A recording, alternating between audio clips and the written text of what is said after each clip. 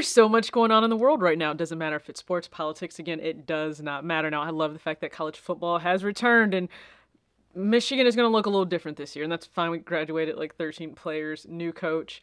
It's going to take some time, okay? It's going to look different. I do think a lot of the roads for college football playoffs will go through Georgia and Texas, and I usually just leave a lot of college discussion or sports discussions on Twitter, so you can certainly follow me there at underscore talks with TJ. That's where I have them. So yeah, that's where that all goes down. But I'm very excited for college football to be back. The NFL is back, and my Colts are looking good. We didn't get that first week win, but we are looking good, so it's great to have football back. And when it comes to the W, this race for 8th place, tensions are high, and I'm not sure when this is coming out, probably end of the week, which means we may very well have a brand new all-time scoring champion in Asia Wilson, because when I'm filming this, I think she's only 11 points away, so no doubt that she'll get that if she is healthy to play the current games for this week. And again, there's a lot. There's always so much going on within sneakers, and for me, though, this past week, as it has been for a lot of weeks, not interested in any pickups or anything, but please go ahead and comment down below if you went after anything and if you secured it. And also just comment, was it an easy pickup, or did you have to jump through a million hoops and ladders? Because I realize now, I think Gen Z they've observed that millennials and Gen X, they go through too many hoops already as it is to be able to get a shoe. And so I think they have taken the less difficult road, like the easier one. I'm not mad about it. I'm not. And we're going to get into a few comments that you guys have left in relation to my second to last video about Gen Z really being that difficult demographic for Nike and Jordan to crack, but I think they still need to focus on trying to attract them as long-term, buyers or loyal customers, because hey, it got a little dark. Some of you said that, but millennials and Gen X, we're going to pass. We're not going to be here forever. We're not. So unless your loved ones will continue to put retros and Nikes at your gravesite, as I said in the video, again, it got a little dark. That's just me. I don't know who's going to continue to sustain it at the crazy heights that it's at right now. And again, they're still number one. So I think people are acting as if I'm saying they've just fallen out of having the number one spot within market share, but they haven't. But that's not to say that there is an improvement to be made. I applaud that a lot of these other brands have taken the initiative to really jump on this opportunity that they have right now. And speaking of that, so I was out of town, New York, Brooklyn to be exact, for an amazing opportunity, and just again, blessing that I've been on for this year. It'll be a whole year that I'm on it. So yeah, I am doing a project on assignment with Adidas for a year. I've already been behind the scenes doing so many things, and the work that I'm doing with them on this project, it is behind the scenes, definitely in a producer role, more than what you guys genuinely expect in terms of content and being in front of the camera. No, there's so much that is done off screen. It has real life, real world implications. It positively impacts so many people. You need to make sure that you are crossing all the T's, dotting all of the I's, and showing up in a way that is just a great representation of the work that needs to be done. And again, sneakers has opened the doors for so many different things. We will get to the freedom that it allowed me very soon here in relation to student loans. So in Brooklyn, Williamsburg area to be exact. So it was an amazing experience, great time to be out there. I'll be traveling again over the next few weeks. And I saw something, I was noticing, okay? For the hate and the judgment and the way that people downplay and just kind of talk down, there's definitely some derogatory commentary around how basic the Samba is, boring it is, and again, it's funny to kind of pick apart what you see online versus what the real world is showing you on foot. I saw every variation of Samba you could think of, okay, within New York while traveling. Every variation you could think of. Now, I myself personally wore the Adidas Sambas, so that, of course, is a women's style. Absolutely love it. It was the first pickup for myself in 2024, and I saw so many different variations. I mean, so many, and I loved it because it just went to show the same way that people clown, oh, the Panda Dunk is the worst sneaker. It's not. This is just a cool thing for everybody to want to say. I guess you collectively bond together over not, just being very unserious, because it's certainly not like the worst shoe out there. It's a practical shoe. It goes with so many different things. It is something that you don't mind.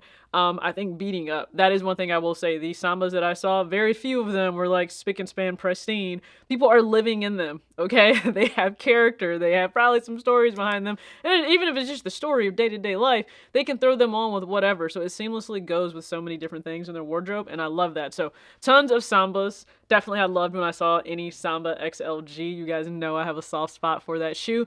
And then I also saw tons of just very different, like, just variations of just Converses, just a bunch of Chuck Taylors, okay? Platforms, classics, white, black, red and white, certainly, just so many. So it is great to go out and touch grass, because what you see outside is not always indicative of the commentary that you see online. So just be mindful of that.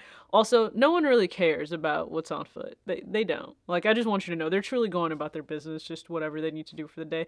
They don't care as much as you think they do. Now, for the video that I did, all right? In relation to Gen Z. One, I love when you guys comment, because you add, so much in terms of context and perspective, and I love it. So please continue to do that. I appreciate all the support. So one comment that I thought was just amazing, I'll be sure to throw it up on screen here. Not sure if I'll go through the whole thing, but I do want to touch on this. So the individual said, I love Nike sneakers, but Nike doesn't pay my bills, and their stock isn't moving like I need it to. No, that's real. It's still a little stagnant.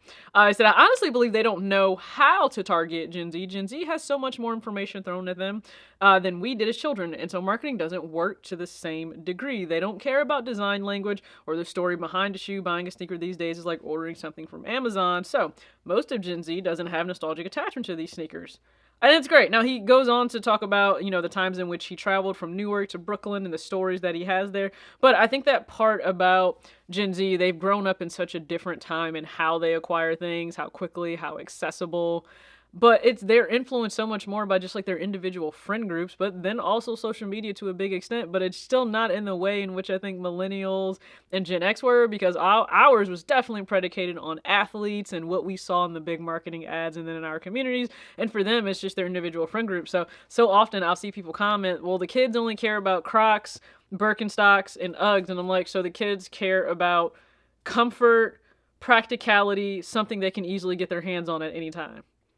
You can easily acquire any of those models and those pairs. I would also go ahead and throw like Yeezy slides in there, because I know my nieces and nephews are always still in them. Some of them I helped acquire so they could wear them, but they're always in that. So like, why would I clown them for taking this mature approach? Like, I don't at all. Just listen, Gen Z, I never thought I would be like the Gen Z protector when it comes to footwear and everything. And listen, there are some of you I may not rock with, certainly, if you only care about the resale value of a sneaker. I know that can be a lot of you, but guess what? There are tons of people that have been in this game for a while. They get up here on these platforms, and they too seem to only care about what the resale price is. Okay, that's why I did a video that said they're never beating the reseller allegations. They're not, because that's what they also just seem to care about. So again, I thought that was a really great comment. And then I just want to touch on this one, just because it said, I had to have a real conversation with myself this morning about future drops. Do I really want them and plan on wearing them? Or do I want the shoes because they are pretty and hyped? That's a great conversation to have with yourself. Pose that question to yourself, but be real in the answer, even if it's very uncomfortable, because it's probably going to be there. It's probably going to be uncomfortable, because there are so many shoes now where I can like them and I can appreciate them. But am I buying them because I truly think and know that I'm going to wear them?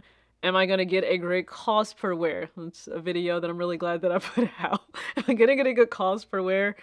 There's a chance that I don't, right? If it's just something that, I'm admiring, but not really going to wear a whole lot. And if you can make that transition to not have to buy every single pair just because you like it, but are you actually going to wear it, then I think it changes a lot of things for you. It will cause you to maybe have some weird conversations with people, only because they're going to look at you confused. What do you mean you like it and you're not buying it? I told you guys in my last video, no, or my second to last video, no is a very real response. You don't need to give anything more if you're not buying the shoe. Like, you just don't. Because another thing I've noticed, okay, so when it comes to me, in my time on YouTube. I'm a viewer and consumer of this content just like you all, but a lot of my time is spent now actually watching reactionary channels to different things within like just economics and people's everyday lives and what they're sharing. And I know you've heard this term before because it's very real, whether it's race related, whether it's socioeconomic, but certainly now within finances, I think it is. And I'm talking about the fact that there's two Americas, right? Not going to dive into that a whole lot because my goodness, there's a lot of discussion happening within the WNBA for that. Good God, Kathy, what were you thinking? But for two Americas in terms of like sneakers, it feels like we're in two Americas. Because on one hand, I'm watching content all the time on people who are struggling to get jobs or just struggling to get by.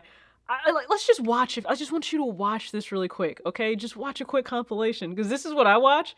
Some really great creators, some of them rising really, really fast in their YouTube careers and what they're doing. But just this is what's out there versus what I hear in sneakers all the time. And we don't get paid for another like 2 weeks. And he was like, how are you surviving? Like, how do you even live off $25? I'll tell you if you really want to know how I budget and save. I sleep. Literally, you have to have no obligations. Just sleep. Because if you're sleeping, you can't be spending money. Period. Listen, how many people dealt with this growing up? Mom, I'm hungry. Just go to sleep and you won't be hungry. And if my checkings account balance goes below 4,000, then there's something up. I'm starting to panic. If you saw the comments, it shows you a lot of people are struggling. Not only that, we're all just trying to figure it out. What I'm struggling with in America right now in my 20s. Why is everything so expensive? Why am I making more money waitressing than I would make using my college degree? I barely have a life. I have 2 days off and I work Wednesday to Sunday, doubling just to pay my bills. Groceries. 45 items cost $126. Now, this order of 45 items for 1 month would have cost $414. 12 months I've been obviously paying the mortgage. What's crazy is when you log in, it tells you how much is left on your mortgage. And our mortgage has gone down the equivalent of what I pay in 1.5 months every single month after paying for a year. The rest is just interest. Costco itself, it's whoever they're getting it from, the manufacturer. I mean, it could be Costco too, upcharging on groceries. And then this video is even crazier, where he found his old Walmart order. And check out the difference in prices. Inflation, it's just so much Again, like two Americas, right? Because it's these individuals struggling just to get by. Even if they don't make a poor income, they're just trying to keep up and stay ahead and stay afloat. And then you have sneakers, and it's like this whole dystopian world, like Black Mirror episode, where we can't be in the same world, right? Because these individuals are just trying to pay for their basic needs, but no, you have individuals letting you know every single month there's at least 4 pairs of retros that you can't sleep on, and oh, by the way, they're about $200 a pop. I am left speechless so often because I like to just consume this content to really, I think, stay grounded and keep in touch, because if you're only operating within sneakers, I think in this lane, in this niche, in this passion that we all have in this culture, it is still very easy for you to kind of become disconnected to what is going on in a lot of the world. And I can promise you a lot of people within this country, I can only speak about in the US, but I'm sure in other countries too, they aren't walking around with $800 disposable income per month to be able to just drop on shoes. Okay, the whole don't sleep. Yeah, they're not sleeping. They're stressed. They have anxiety. They're extremely worried about their day-to-day life and how they're going to fund it. And that's not even with them being irresponsible and buying things they don't necessarily need. I know that's the assumption that everybody gets into these bad financial positions, or they have a lot of credit card debt because they're only just like spending like there's no tomorrow. That's not always the case. I've said that before. Some people just got punched in the mouth by life. Some very unfortunate events happened, and it took a turn. It took a left turn, and it just never redirected. But it feels like it's two different Americas when it comes to just what's happening in sneakers. And funny enough, I am in this position now where I've had more, I think, disposable income, certainly more financial freedom, less of a burden just in my life in terms of money than I ever have before. And I'm actually less inclined to want to spend money ever before. Food and gifts for people that I love, and experiences, happy to do that. But a lot of stuff for myself, not necessarily. There were some things I got for myself with student loans being gone, but it wasn't crazy. It wasn't crazy. And even now, when it's something that I've like waited to get for myself, like a cult sweatshirt, and I bought one, had to do an exchange and a return, so it'll eventually be here so that I can rep my team all season. It took a while. I'm much more patient in the way I go about a lot of things, and I'm okay. I'm content with that. So please go ahead and comment your thoughts below. Do you ever feel like there are just two really weird realities that you're in if you're passionate about sneakers, but then maybe you also notice what's going on in the real world just within the financial strain that so many people are under? I am just curious to hear your thoughts on that. And if you haven't checked out my recent video, please do, because I don't think that ever that early sneakers were worth it, but certainly not now with the cost of them. So again, be sure to comment your thoughts. As always, act your age, not your shoe size. Peace.